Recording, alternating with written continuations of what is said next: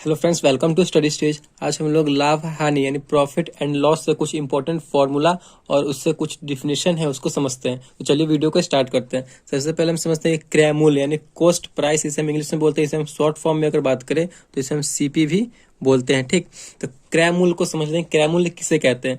तो क्रय मूल्य किसी वस्तु को खरीदने में जो खर्च आता है वही उस वस्तु का क्रय मूल्य होता है। मतलब आप जो है कोई चीज सामान खरीद रहे हैं, मतलब कोई भी सामान खरीद रहे हैं और जो आप उस सामान के बदले में पैसे दे रहे हैं वही उसका कॉस्ट प्राइस हुआ। जैसे कि आपने 5 रुपए का कलम खरीदा, तो आपने कलम खरीदा, उसके बदले कितने रुपए दिए? तो 5 रुपए दिए। तो उस वस्तु का जो है मूल्य यानी क्रय मूल्य कितना हो गया? कॉस्ट प्राइस कितना हो गया? तो 5 रुपए हो गया। तो वही उसका क्रय मूल्य होता है। ठीक, आई होप क्रय मूल्य आपको समझ में आ गया होगा। अब बात करते हैं विक्रय मूल्य की।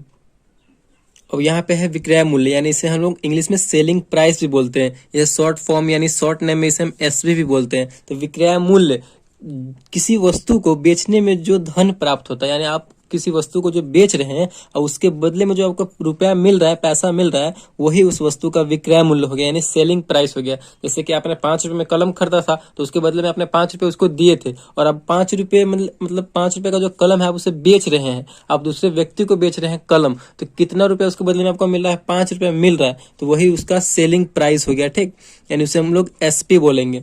तो आई होप आपको ये विक्रय मूल्य समझ में आएगा। विक्रय मूल्य मतलब हम बेचना और क्रय मूल्य मतलब खरीदना। ठीक, और हमेशा आप लोग ध्यान रखिएगा कि किसी भी चीज मतलब किसी भी वस्तु पे हमें लाभ हो या हानि निकालना हो तो हमेशा जो है कॉस्ट प्राइस पे निकलता है, यानी क्रय मूल्य पे ही निकलता है, सीपी पे ही निकलता है। कोई भी आप लाभ निकाल रहे हैं या फिर हानि निकाल रहे हैं, हमेशा क्रय मूल्य पे ही निकाला जाता है, हमेशा कॉस्ट प्राइस पे ही निकाला जाता है। अब इससे कुछ रिलेटेड इंपॉर्टेंट फॉर्मूला है, उसको हम लोग देख लेते हैं।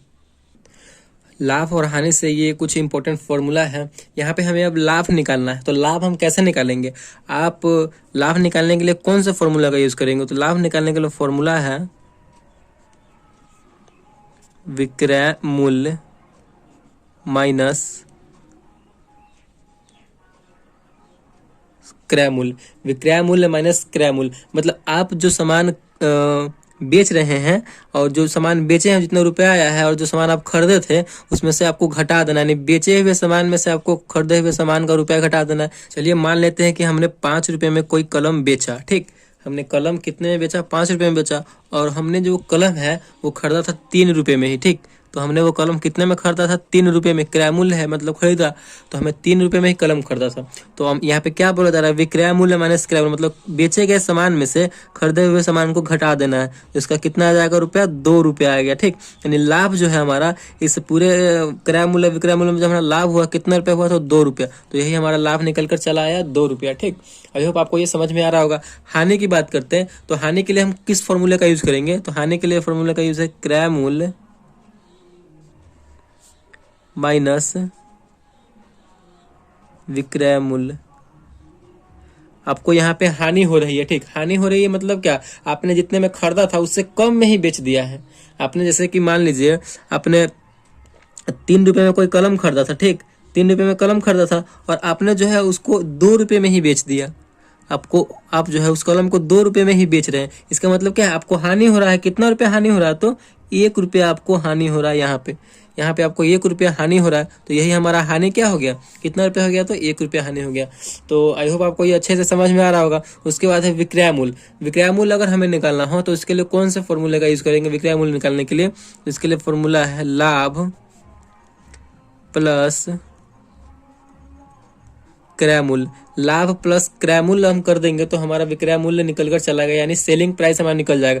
जो हमारा लाभ हुआ है और जितने में हम खरीदे थे वो दोनों मिला देते हैं, दोनों को जोड़ देते हैं, तो हमारा जो है सेलिंग प्राइस यानी विक्रय मूल्य निकल कर चला आएगा। ठीक, उसके बाद है क्रय मूल्य। हम लोग क्रय मूल्य कैसे निकालेंगे? यानी कॉस्ट प्राइस किसी वस्तु पे निकालना हो तो कैसे निकालेंगे? तो उसके लिए भी एक फॉर्मूला है। कौन सा फॉर्मूला है? तो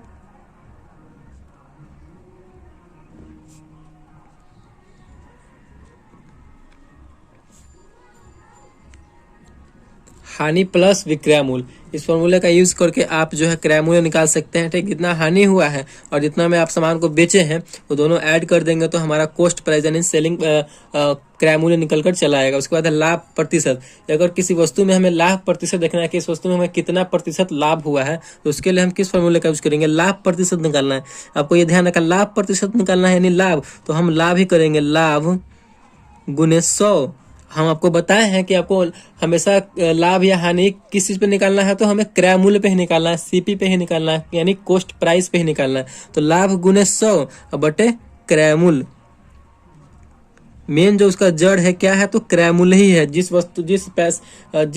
प्राइस पे हम वो वस्तु को खरीदते हैं। ठीक, लाभ निकालना है तो लाभ गुने 100 बटे क्रय मूल्य, और यहाँ पे है हानि निकालना है, तो हानि निकालना है तो हानि गुने 100, हानि गुने 100 बटे